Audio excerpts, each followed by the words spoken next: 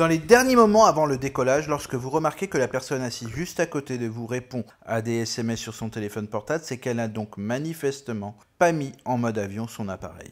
Une interrogation peut venir. Cette personne enfreint-elle réellement les règles et surtout, va-t-elle perturber les signaux de l'avion et nous mettre tous en danger ?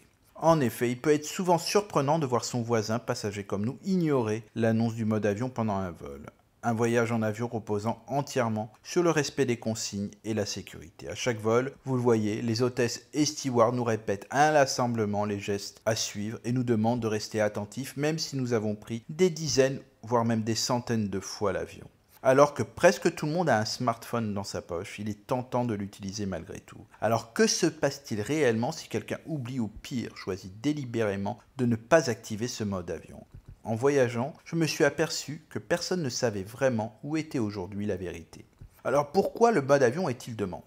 Vous vous souvenez peut-être qu'à une époque pas si lointaine, les compagnies aériennes exigeaient que les passagers éteignent complètement leur smartphone. En 2013, après consultation des pilotes, des passagers, des fabricants d'aéronautique et des représentants de la technologie mobile, la Federal Aviation Administration a officiellement décrété que les passagers pouvaient garder leur téléphone allumé pendant les vols à condition qu'ils soient en mode avion. L'industrie a eu plusieurs rapports au fil des ans liant l'utilisation du téléphone mobile à des dysfonctionnements du système. Et bien que les systèmes se soient améliorés, les régulateurs de l'industrie restent prudents en raison des implications en matière de sécurité, a déclaré un porte-parole de l'équipe Flight Tech d'une compagnie aérienne internationale.